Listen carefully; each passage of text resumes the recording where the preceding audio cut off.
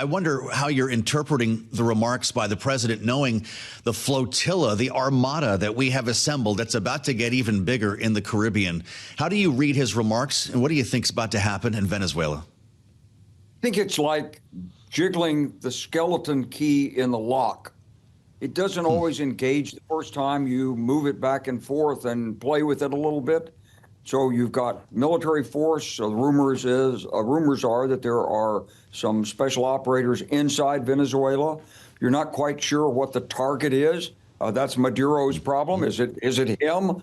Could he just suddenly disavow Russia, Iran, and China and say, no, I don't want them. I'm on your side, America? Could he suddenly say, I'm going to crack down on all? Could he say, I'm just going to accept the results of the next election, and I mean it this time? He doesn't know what the objective is, so he's under a lot of pressure. And I think this is part of the strategy. We don't know what the objective really is of the administration, but if it really is about drugs, then yes, most of it is coming through Mexico by land. And if you're going to do something with drugs, you have to look at the demand side as well. So we're just in the early stages of this yet. This is a pressure building up on Maduro. It is something. You mentioned the demand side. We never talk about that as if these drugs are, being pushed on Americans. They're coming here because Americans are demanding them, which is its own problem. The USS Gerald Ford is on its way right now, General. It's apparently not in theater yet. Would the administration take action without that platform being there? Well, it depends on what the objective is of the administration. If the objective was to go in and snatch Maduro and put him on trial somewhere, then maybe you don't need the Ford there. If the objective is to sort of intimidate, be prepared, then you want overwhelming force. And that's what we're assembling there. They do have aircraft. Anti-aircraft, they have radars, they have ships, but that could all be taken out in a few hours, I think. What you couldn't do, even with the two amphibious groups that are there from the Marines and so forth, what you can't do is really go in and occupy Venezuela. It's just too big, too many people, too many weapons distributed. Yeah. You can't quite do the same kind of takedown that we did in Panama against Manuel Noriega in 1989. That was an entirely different case, legally, militarily, geopolitically. So this is different. We still don't really know what the objective is of the administration. And it could be that really it is drugs. It also could be that's just what you say when there's a private set of objectives that are coordinated through Congress. And he has briefed at least the Republican members of Congress in the big committees. I hope he'll bring the Democrats in too, because national security shouldn't be partisan. It should be beyond the country's borders. We should all be one nation. Well, this is a great point that you make, and maybe that will actually tell us a bit if we start seeing briefings across the aisle on Capitol Hill. I know that the Pentagon has not been terribly fond of talking to Congress at all lately. But, General, we've seen B-1 bombers and B-52 bombers buzzing Venezuela's airspace. We also saw Venezuelan F-16s buzz a couple of U.S. ships weeks ago when we first started striking these alleged drug boats coming out of Venezuela.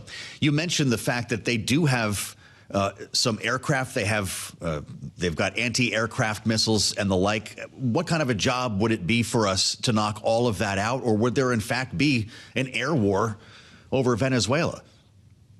You never want to discount an adversary. So, yes, they've got pilots. They fly F-16s. They have some air-to-air weapons, but they don't have the modern air-to-air weapons. And they don't have the system that we have. So there might be an air war over Venezuela.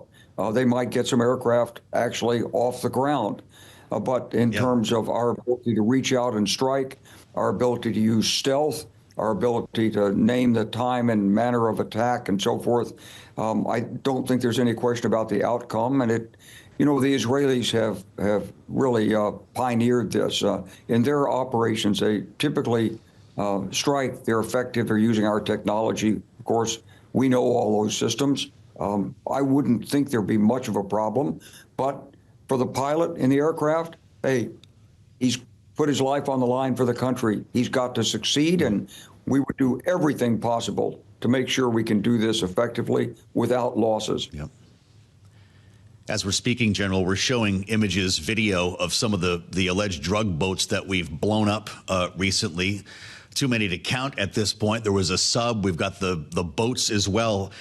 This is quite a gallery that we have of these things blowing up and catching on fire. A lot of people have died.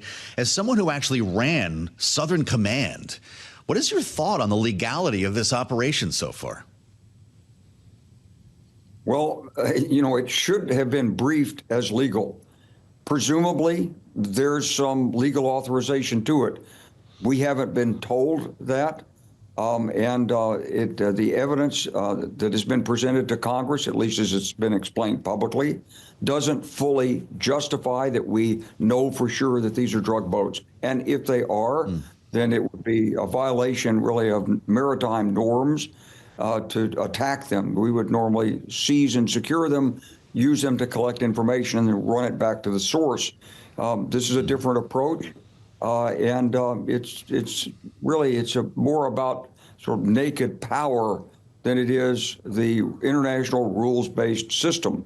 And this is one of the concerns that so many have today when you look at the shape of the international environment, what's going on in Ukraine, what's happening or might happen in Taiwan and so forth. How do we use all the tools of statecraft, not just the military and not just tariffs, but international law, diplomacy, and how do we put it all together in a package that best serves the interests of the American people? And so when you look at what's happening with these boats, you have to ask, what if Russia decides to do this? What if China decides that it makes up anything in the South China Sea that's moving must be a threat to China and starts knocking off boats? Certainly wouldn't like it. So I think we have to be very careful about the example we set. I hope that the administration will come forward soon with more of a legal justification and make sure that this is not a partisan but a bipartisan thing. It's got the support of the entire Congress. That's the way that American foreign policy is strongest. Yeah. General, I only have a minute left, and I hate to bring up a whole new topic. I don't want to have to cut you off. But this headline just ran from CNN. The Department of Defense has okayed Tomahawk missiles for Ukraine, and it will leave the decision finally to President Trump. In our remaining 30 seconds, should those missiles go to Ukraine? Absolutely right. Yep, puts more pressure on Putin, brings us closer to an end of the war. Yes, absolutely. Great decision.